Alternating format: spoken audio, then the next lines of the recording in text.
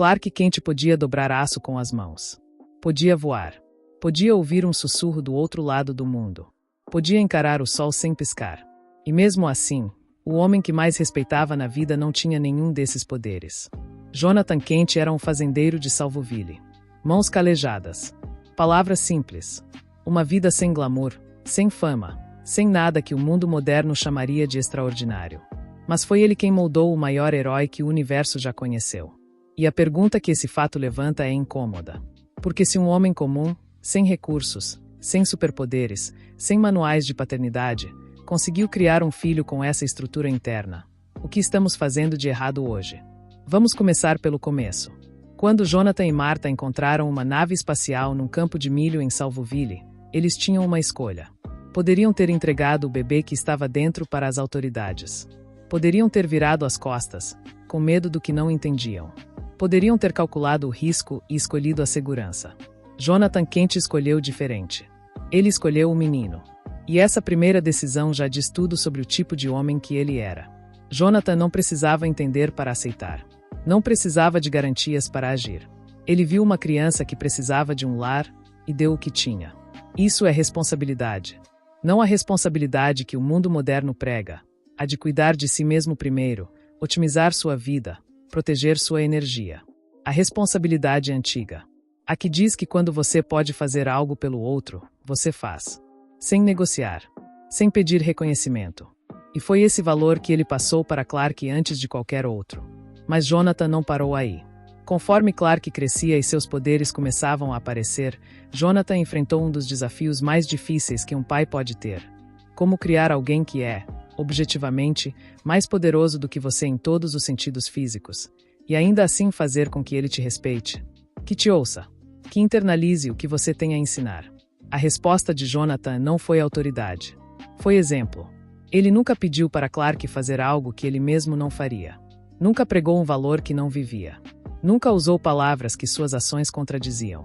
Quando falava sobre honestidade, era honesto, mesmo quando a verdade custava caro. Quando falava sobre humildade, vivia com humildade, sem se envergonhar disso num mundo que celebra a exibição. Quando falava sobre fazer a coisa certa, fazia. Independente de quem estava olhando. E Clark aprendia. Não porque Jonathan mandava, mas porque Jonathan mostrava. Isso tem um nome. Tem um nome antigo, que o mundo moderno esqueceu de usar: integridade. Integridade não é o que você faz quando as câmeras estão ligadas. É o que você faz quando ninguém está olhando. É a consistência entre o que você acredita, o que você fala e o que você faz. É o tipo de caráter que não muda dependendo da plateia. Jonathan Kent tinha isso. E transmitiu isso. Teve um episódio marcante em Salvoville. Clark, ainda adolescente, queria usar seus poderes para se destacar no futebol americano da escola. Queria ser normal. Queria ser admirado pelos colegas. Queria encaixar. Jonathan disse não. Não com crueldade. Não com sermão interminável. Com uma frase simples: você não pode usar o que você tem para ter vantagem sobre quem não tem o mesmo. Isso não é competição. É trapaça. Clark ficou com raiva. Como qualquer adolescente ficaria. Mas aquela conversa plantou algo que nenhuma escola, nenhum treinador, nenhum livro poderia ter plantado. Plantou a ideia de que força, seja ela física ou não, existe para servir, não para dominar. Para proteger, não para impressionar. Essa é a diferença entre um homem forte e um homem poderoso. Força sem caráter é perigo. Poder sem propósito é destruição. Jonathan sabia disso. E passou isso para um filho que, um dia, teria força suficiente para destruir o planeta. E Clark nunca destruiu. Porque Jonathan chegou primeiro. Havia também o valor que Jonathan chamava de dever. Não dever no sentido burocrático. Dever no sentido moral. A convicção de que existem coisas que precisam ser feitas, não porque alguém vai te recompensar, não porque é fácil, não porque você está com vontade, mas simplesmente porque é certo. Quando a fazenda precisava de trabalho, Jonathan trabalhava. Quando um vizinho precisava de ajuda, Jonathan ajudava.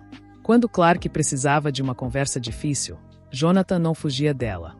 Dever, para Jonathan, era simplesmente aparecer. Para o que fosse necessário. No momento em que fosse necessário. Sem calcular se valia a pena. Quantos pais aparecem assim hoje? Não estamos falando de presença física. Estamos falando de presença real. De estar disponível emocionalmente. de ser o porto seguro que um filho procura quando o mundo não faz sentido, de ser a voz que continua presente mesmo quando você não está mais no quarto ao lado. Jonathan Kent era essa voz para Clark. E continuou sendo mesmo depois que morreu. Porque é assim que funciona quando um pai passa valores de verdade. Eles não somem com ele. Eles ficam dentro do filho, como uma bússola interna que aponta para o norte mesmo quando tudo ao redor está em caos. Clark enfrentou situações impossíveis ao longo de toda a série. Escolhas onde qualquer caminho tinha um custo. Momentos em que o mundo inteiro pressionava para um lado e a consciência puxava para o outro. E em quase todos eles, você podia ouvir Jonathan. Não literalmente, mas na hesitação antes da decisão errada. Na volta ao que é certo depois de um erro. Na recusa em trair quem confiou nele, mesmo quando seria mais fácil. Isso é o legado real de Jonathan Kent. Não a fazenda, não as histórias, mas a voz que ficou. E aqui, antes de irmos para a segunda parte, vale parar e perguntar: que voz você está plantando nas pessoas ao seu redor? Que valores você está passando, não com palavras, mas com escolhas? Não em discursos, mas no dia a dia silencioso de quem você é quando ninguém está assistindo? Jonathan Kent nunca soube que seu filho se tornaria o Superman.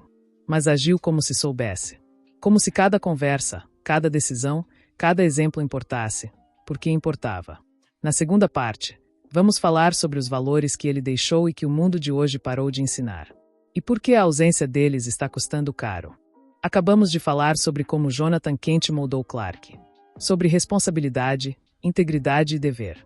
Sobre o tipo de pai que aparece, não só fisicamente, mas de verdade. Agora vamos falar sobre o que ele deixou. E sobre o que o mundo perdeu quando parou de ensinar essas coisas. Existe uma palavra que Jonathan usava com frequência em Salvoville. Uma palavra que, nos anos 2000, ainda tinha peso. Que as pessoas pronunciavam sem ironia. Que filhos ouviam de pais e internalizavam sem questionar. Essa palavra é honra. Honra não é um conceito medieval. Não é cavaleiros e escudos. É algo muito mais simples e muito mais difícil ao mesmo tempo. É a capacidade de olhar para o espelho e reconhecer que você agiu de acordo com o que acredita. Que não traiu sua palavra. Que não abandonou quem dependia de você. Que não vendeu seus princípios quando ficou caro mantê-los. Jonathan Kent tinha honra. E passou para Clark não como lição de moral, mas como forma de vida. Clark cresceu sabendo que sua palavra valia. Que quando ele dissesse que estaria lá, estaria. Que quando prometesse proteger, protegeria. Que quando escolhesse um lado, ficaria nele, mesmo quando o outro lado oferecesse mais. Hoje, quantos jovens crescem com esse entendimento? Não estamos julgando. Estamos observando. Porque a ausência de honra não aparece de repente. Ela se instala aos poucos, quando os adultos ao redor ensinam, com o exemplo, que princípios são negociáveis. Que a palavra tem validade. Que lealdade dura enquanto for conveniente. E Jonathan Kent ensinava o oposto. Havia outro valor que ele carregava com a mesma força. Um valor que o mundo moderno trocou por networking, conexões estratégicas e relacionamentos que têm prazo de validade, fraternidade. Fraternidade não é ter muitos amigos. É a qualidade do vínculo com os poucos que importam. É saber que existe alguém que vai aparecer quando você ligar às 3 da manhã. Que vai ficar do seu lado quando ficar não traz vantagem nenhuma. Que vai falar a verdade mesmo quando a verdade dói. Jonathan tinha isso com a comunidade de Salvoville. Com os vizinhos. Com as pessoas que cruzavam seu caminho. Ele não tratava ninguém como descartável. Não usava pessoas como degraus. Via o ser humano à sua frente como alguém que merecia ser tratado com dignidade, independente do que podia oferecer em troca. E Clark aprendeu a mesma coisa.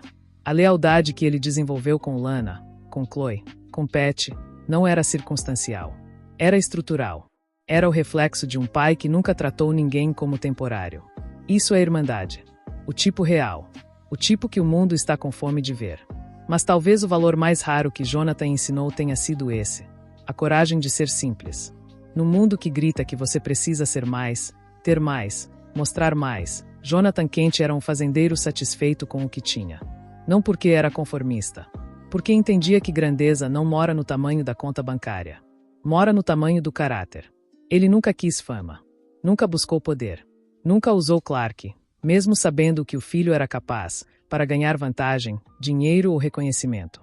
Isso, em 2025, é quase impossível de imaginar. Quantos pais hoje pressionam os filhos a performar, nas notas, nos esportes, nas redes sociais, não pelo bem dos filhos, mas pela vaidade dos pais? Quantos usam as conquistas dos filhos como cartão de visitas? Quantos confundem o desenvolvimento da criança com a construção da própria reputação? Jonathan nunca fez isso. Clark era seu filho, não seu projeto, não sua extensão, não sua segunda chance. E por causa disso, Clark cresceu sabendo quem era, não o que os outros queriam que ele fosse. Vamos chegar ao ponto final. E é o mais importante de tudo. Se você pudesse ter Jonathan Kent como conselheiro, como uma voz interna que você consulta antes de cada decisão, o que mudaria na sua vida? Pensa nisso de verdade. Antes de trair a confiança de alguém, você ouviria: isso é o que um homem orado faz. Antes de abandonar uma responsabilidade, você ouviria: você deu sua palavra. Antes de usar sua força para dominar em vez de proteger, você ouviria: poder sem propósito é destruição. Você não tomaria decisões perfeitas. Ninguém toma. Mas você saberia, com clareza, quando estava prestes a tomar a errada. E essa clareza, essa consciência que antecede o erro, é exatamente o que Jonathan dava para Clark.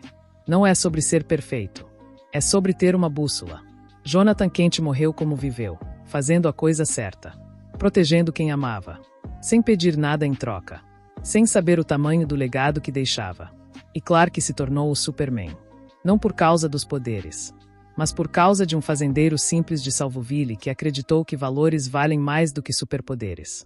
Num mundo que parou de ensinar integridade, honra, dever, lealdade e fraternidade, a história de Jonathan Kent não é nostalgia. É um lembrete urgente de que homens fortes não nascem do nada.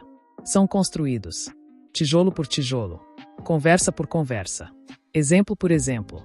E que talvez o maior superpoder de todos não seja voar, nem dobrar aço. Seja aparecer, todo dia, para as pessoas que dependem de você. Como Jonathan fez.